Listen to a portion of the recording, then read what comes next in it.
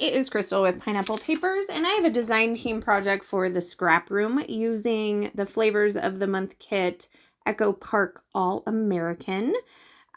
This is for July 2026. So you get 3 pieces of pattern paper and then 2 pieces of Storm cardstock, and then you get the entire 12 by 12 sticker sheet.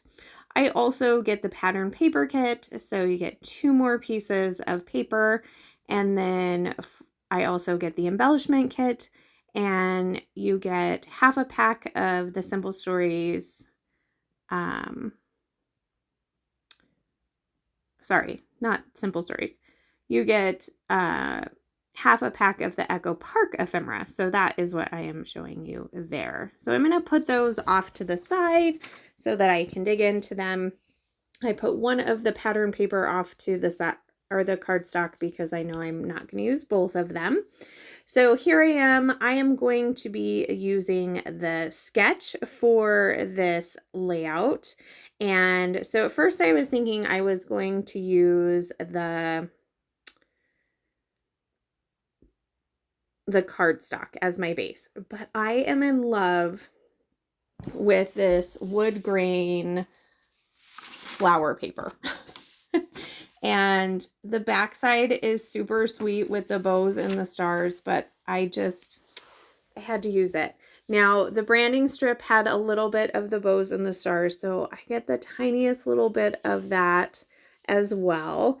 I could have probably gutted the white and replaced it with white cardstock so I could have the background, but I didn't think of that till just now.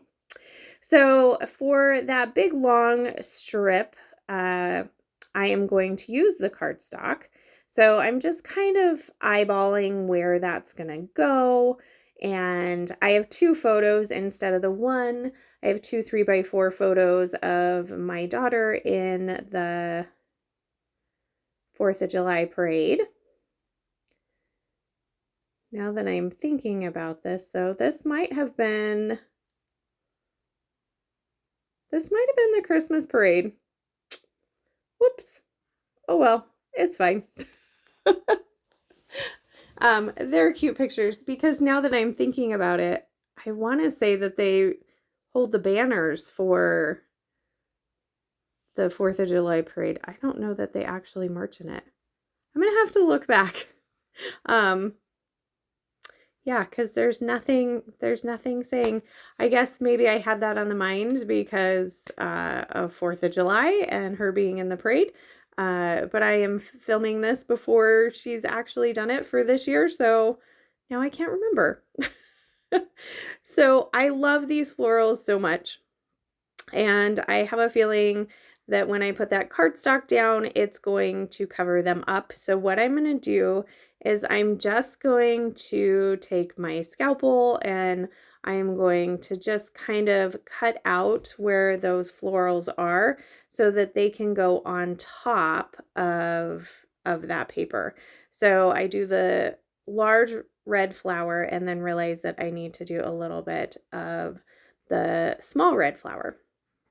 So I'm going to go ahead and get that on. And then I did take the floral paper, which has the red and white stripes on the other side, and cut off tiny pieces because I'm hoarding it. And I'm using that as the pieces that go behind in the sketch.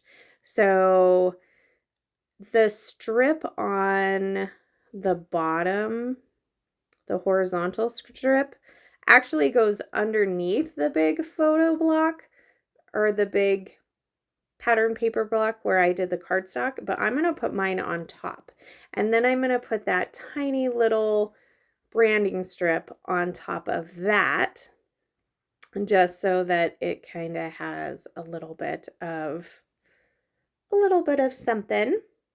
So I'm going ahead and I'm going to put this together.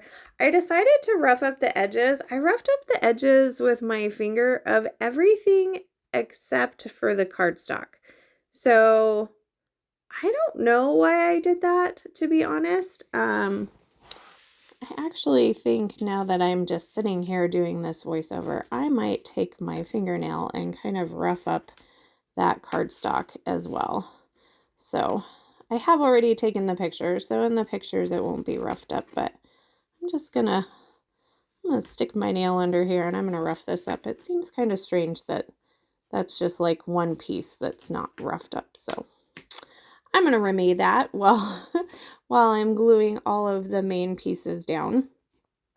So I decide to mat my photos in just some white cardstock for my stash.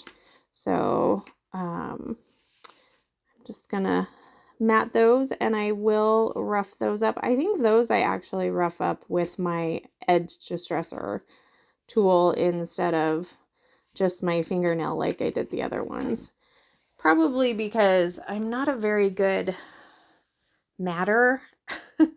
I feel like somehow I just get the picture a little bit off, and then if I rough up the edges, it seems to do better as far as hiding those imperfections. imperfections. Not that there's anything in scrapbooking that's perfect, but you do want it to be pleasing to your eye because it's your scrapbook page. And so in order for that to be done, I needed to do a little distressing. So here are my two photos. I'm going to go ahead and put those down. I decide to do them one higher and one lower so you could see more of that pretty floral paper. Honestly, that's the reason. So it calls for a big title over off to the left. So I grabbed this one that says America the Beautiful, and I just grabbed that based on sizing. But then I remembered when I was going through the ephemera that we got in the embellishment kit, there was a piece that said, "Baby, you're a firework." And I just loved that. I thought that was just perfect for my daughter. So I'm going to pop that up on some fun foam, and that is going to be my title.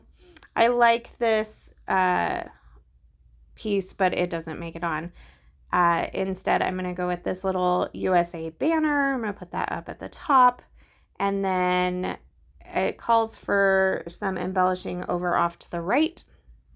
So I'm going to do that with a couple of those pinwheels or rosettes. They're rosettes, right? And I decided to put a couple of the fireworks on top of the title. I thought it was just fitting. And then I'm going to kind of create a fairly large cluster down at the bottom. I've got a couple of fireworks. I've got a sparkler. I've got another one of those rosettes. I'm going to add a couple of stars. I am going to add a pinwheel, the ones you kind of blow. And then I'm actually going to also add a wagon. So when I think of parades, and maybe because we had to cart the kids around in a wagon all the time, but everybody has wagons, whether it's holding your chairs or your kids or what. There's just something about a parade and wagons that just really sticks with me. And so I decided to add that on the bottom and then just kind of rearrange all those items. I'm not taking any of them away. I'm actually just adding that wagon down there. So that is going to do it for this layout. I love how this turns out. I am very hopeful that this was the 4th of July parade. I have a couple of close-ups for you. If you have any questions, please leave them down below. I will have the ScrapRoom link down below so you can head over and get your hands on these amazing kits. If you have any questions, feel free to leave them down below. I love to chat with you.